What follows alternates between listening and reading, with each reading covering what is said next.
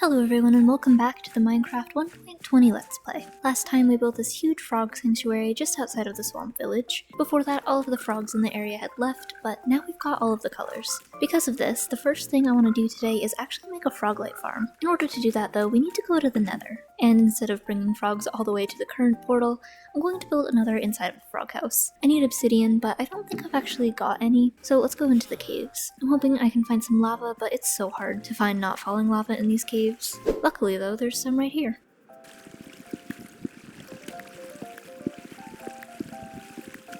And to keep the portal separate from the main frog population, let's put it up here. Oops. Well, I'm not sure if this is close enough to link to the other portal, but let's see where it goes. Oh, well, this is different. Good.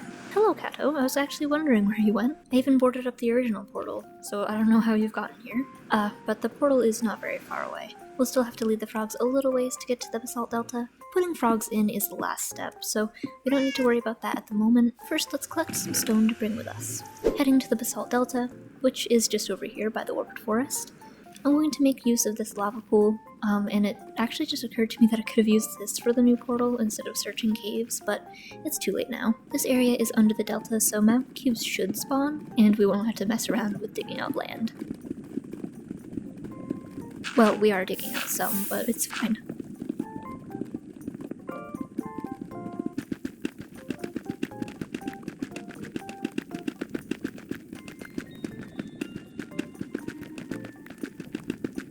Now we've got a good platform down, and the way that frog farms work is that they need an iron golem to attack the magma cubes and get them down to their smallest size. We've got pumpkins up here, and a decent amount of iron left over from what I gathered for the sheep barn. I could also use some of this to make some minecarts to trap the frogs in. This is a friendly farm, I swear. Since the platform is above lava, I'm going to use gravel to clear out some space underneath, and we do still have tons from the ocean monument. Finally, back here we can file up a few blocks so that the iron golem won't be killed, and use iron bars to keep him in place.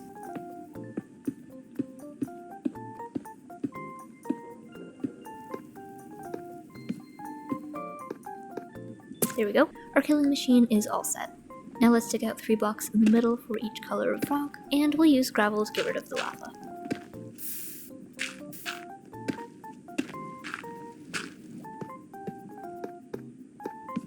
The collection system is set up, and the rails are in for our frogs, but now to actually get them all the way out here, I'll need to lead them over the lava, and I'm worried about that, so I'll put some basalt down to make it a little bit safer. And there's already a magma cube. It's a shame there's no frogs, but at least we know it's working.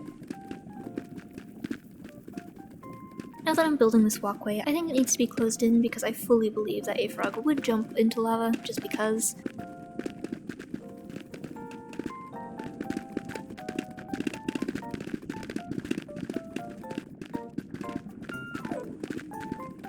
This should be enough to safely get the frogs to the minecarts. I'm going to start by bringing an orange frog because I can breed more right here. Not that you're more dispensable, little frog, everything's fine. Okay, 1 down, 2 to go. Let's bring the white one next. And finally the green one. Now the farm is all set up, except for the AFK spot, which can be in the ceiling above. To let the farm run for a bit, I'll AFK for half an hour and see what we get. It's been 30 minutes, so let's go check. Yeah, that's plenty of frog lights for the time, I guess. I'll bring them back to the overworld with me to keep them safe. So far, we've built a successful functional froglight farm, and the next thing I want to do is build a mooshroom barn here next to the frog sanctuary. I'll collect some shulker boxes, and actually start by trading for emeralds to buy some grey terracotta, bricks, and quartz. I also need some cobblestone, and for the red color of the mushrooms, I want to use netherrack, which is kind of different than the bright red, but I'm also going to use nether brick so I can have that gradient, and some red wool, which I think I have in one of these.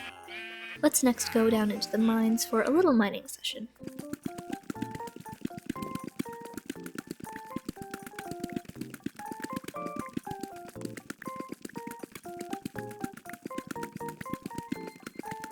I've got plenty of deep slate, and now I'm going to the wheat field so that I can use a lot of packed mud in this build. I've got some more materials to gather, so let's go to the tree boat.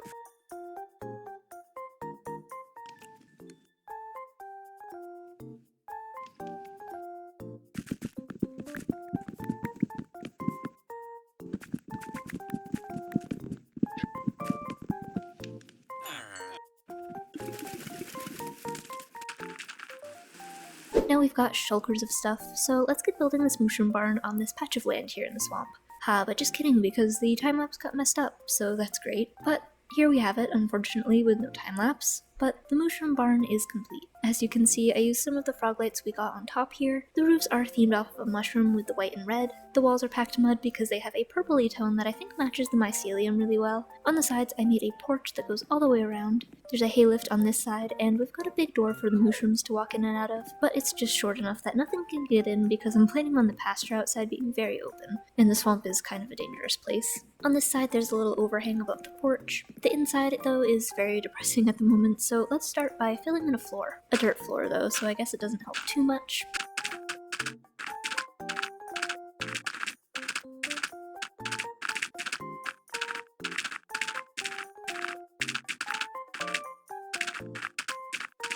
I do feel, though, that this meets the minimum requirements to keep Mooshrooms in, so let's go find some more before we do any more interior decorating. The reason I'm doing the whole Mooshroom thing is that I remember back in an early episode, I saw the edge of a Mooshroom island randomly out in the ocean this way, so I'm going to sail out and see if I can find it again.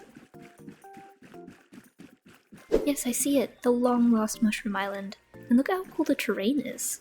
I'm starting to feel like I should have built a sanctuary here. And it's huge, look at how far it goes. A Mooshroom Island would actually be a cool place to do a hardcore series. But anyways, let's gather lots of mycelium to bring back. 1 stack should do it. And I'll lead 2 cows down to the water, and take them to their new residence. Finally, we're back. Oh no, you guys need to not be in the boat. Just carefully.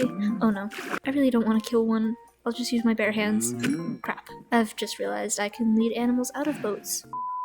Yeesh, well, it's all the way back to the island again. This feels familiar. Yes, I was just here. Don't ask why I need another one of you so quickly, everything's okay. You get the VIP experience. Okay, and now both of you can just come smoothly over to the barn. Oh god, the berry bushes. See, this is a good place, right guys? It's just like home. Now, I want to test that you can actually use this door. You can, cool. You can stay right here for now. To build some stalls and fence in the pasture for them, we need more spruce, so let's chop down some trees.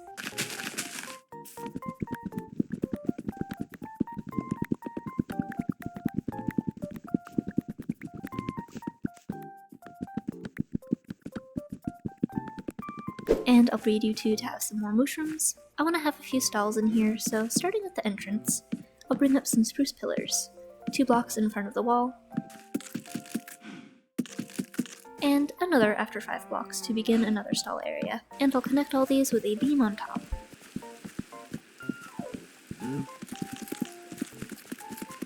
To frame this in, I'll use stairs to make a curved shape like I used in the roof.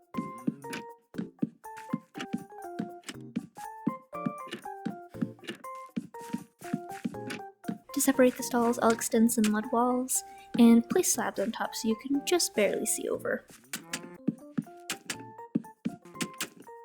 The walls along the walkway can be a bit shorter with just mud bricks and a fence gate in the middle.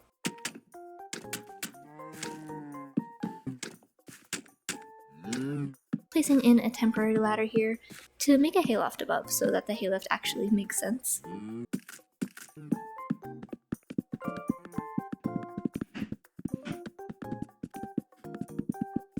And now I'm going to use these ladders as a little doorway decoration. Let's also make a few barrels and create a little workstation in this nook here. Now let's work on some lights. For this, I'm going to make hanging signs. I want them to come across the middle, where I'll hang a chain and a pearlescent frog light. And I think it's kind of too bright, so I'll surround it with signs. And now that we've got the purple frog light in, let's replace the floor with mycelium. I gathered a lot, but I think it spreads on its own.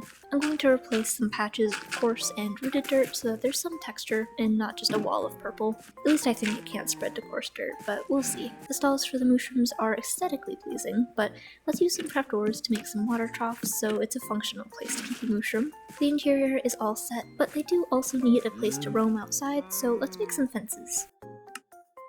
To enclose a space back here, I'm going to bring the land up to bridge this gap that we've got here. My goal is to merge the balcony into the hillside of the pasture.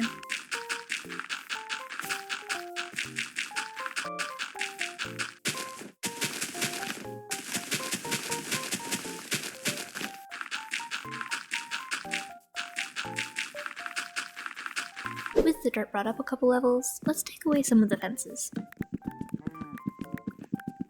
and relocate them to the sides. This is a good amount of space for the Mooshrooms, I think, but let's buy some lanterns to put on some fences around to light this place up. Now we can set the herd free among their new land. They seem to enjoy it, however, it's not very much like a Mooshroom island out here, and we wouldn't want them to be homesick. So the solution I made was to build some mushrooms around the pasture, custom ones, even though I could just bone meal some, but I just had to make it difficult. I also designed some custom swamp trees because I had to take down so many building this, and the swamp was starting to look a bit deforested. With that, I think that the Mooshrooms have a very nice place here. It definitely makes up for me ripping them away from their home. But with that, that is all the time that I've got for today's video. Thanks for watching, and I will see you in the next one.